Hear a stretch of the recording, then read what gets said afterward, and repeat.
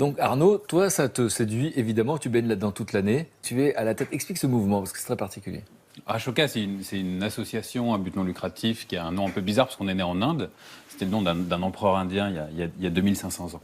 Et C'est un peu secte, Ashoka, je trouve. ça fait un peu secte, mais ça veut surtout dire en sanskrit absence de contrainte. Donc ça veut dire quoi? Ça veut dire que l'objectif de notre organisation, c'est de trouver des femmes et des hommes qui entreprennent, qui décident à un moment donné de changer les choses dans un domaine donné. Mais on sait très bien, et vous l'avez très bien expliqué, que la vie d'un entrepreneur, c'est fait d'obstacles. C'est des embûches. Il faut avoir l'idée. Et puis l'idée, elle ne vient pas forcément comme ça. On l'a vu, là, vous vous êtes réveillé un matin sur un canapé, c'était sympa, mais ce n'est pas pour tout le monde pareil. Ensuite, il faut des moyens. Et ensuite, il faut être capable de le faire, etc. etc. Et donc, il y a sans doute plein de gens qui sont prêts aujourd'hui à changer de vie et à lancer un projet d'entrepreneuriat. Il y en a très peu qui vont en réalité le faire. Ils vont oser le faire. Qui vont oser le faire. Donc, nous, notre organisation, en fait, elle a pour mission de détecter ces femmes et ces hommes qui, à un moment donné, apportent une solution très innovante à un problème qui peut être un problème d'accès à l'éducation, un problème, effectivement, de circuit court. Je vous parlais tout à l'heure d'un des projets qu'on est en train de soutenir. C'est un projet qui est en train de transformer, finalement, la filière du lait et qui a réussi à trouver la recette magique pour faire du lait en circuit court qui permet de payer quasiment 2 fois plus les éleveurs que ce qu'ils sont payés aujourd'hui. C'est énorme. C'est énorme, c'est énorme. Donc ça, j'espère que je pourrai venir le présenter parce que ce que fait Fabrice est incroyable à côté de Nantes.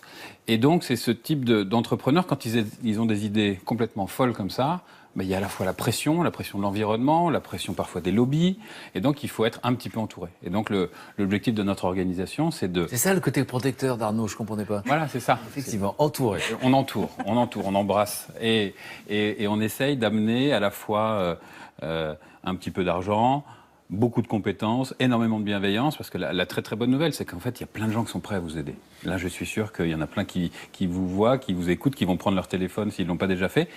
Et réussir à mobiliser finalement cette solidarité au sein de la société, mobiliser toutes les bonnes volontés, mais les expertises. C'est-à-dire qu'aujourd'hui, il y a un phénomène incroyable qui est en train de se passer, c'est que cette quête de sens, elle est en train de réconcilier le social et le business. Plein de gens qui se disaient avant, je ne sais pas trop à quoi je sers, j'ai des compétences, mais où est-ce que je peux les investir, sont en train de vouloir aider d'autres personnes qui changent le monde sans le savoir. Donc nous, notre rôle à nous, c'est d'organiser un petit peu tout ça. C'est ce qu'on essaye de faire aujourd'hui dans près de 80 pays. C'est le grand bonheur. Elle a impressionné là d'un coup. Ah oui, oui. Et près de 80 pays à l'export ou pas? Allez, sport. Allez, pour votre frère, là, hop, hop, hop. Je pars tout de suite, là. Mais la bonne nouvelle, c'est que ça se passe partout.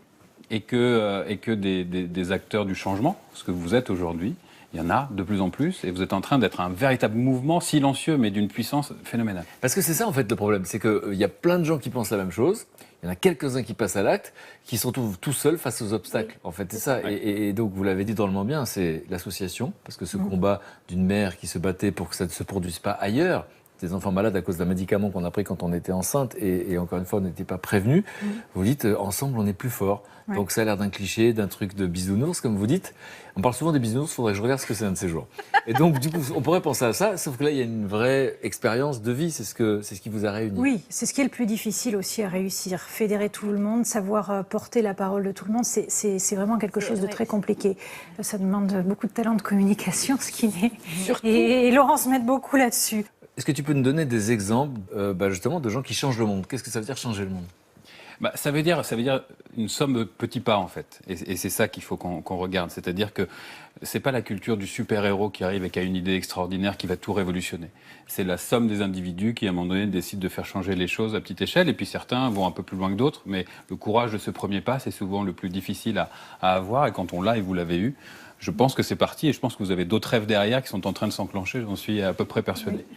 Donc, qu'est-ce que c'est concrètement? C'est Gaëlle, dont un des enfants naît autiste, et elle se rend compte que soit on lui adjoint une aide personnelle à l'école, et il ne va pas forcément très bien apprendre parce que le système éducatif n'est pas adapté, soit on utilise les nouvelles technologies, et des applications notamment sur les tablettes pour finalement découper les grandes marches que sont la progression dans l'éducation en mini-marches. Et ces mini-marches, elles sont du coup accessibles aux enfants autistes, mais elles sont accessibles du coup à nos enfants. Donc elle est en train de faire ça, et en faisant ça pour son enfant, c'était sa vocation première, elle est en train de progressivement transformer les choses plus largement. Et toi, qu'est-ce que tu fais pour elle du coup? Alors moi, ce que j'essaie de faire pour elle, c'est que ces entrepreneurs du changement, quand ils arrivent, qu'ils ont eu l'idée et qu'ils ont dépassé généralement le pilote, le premier projet expérimental, là, c'est le grand saut dans l'inconnu. Parce que là, il faut grandir, on parle du changement d'échelle, il faut trouver de l'argent, il faut trouver des partenaires, etc. Et quand vous êtes éloigné de cet univers, parce qu'elle travaillait dans une grande entreprise, elle faisait des choses assez classiques, mais derrière un bureau, voilà, d'un seul coup, c'est d'autres compétences qui sont nécessaires. Et donc un réseau comme le nôtre, il va apporter des partenaires qui vont l'aider à structurer son modèle d'affaires, qui vont lui expliquer comment développer la bonne stratégie, qui vont lui la mettre en réseau. Et j'ai envie de dire, au-delà de ça, qui vont lui montrer qu'elle n'est pas toute seule. Parce que la première cause de plantage, finalement, et d'abandon des entrepreneurs, c'est l'isolement. C'est ça.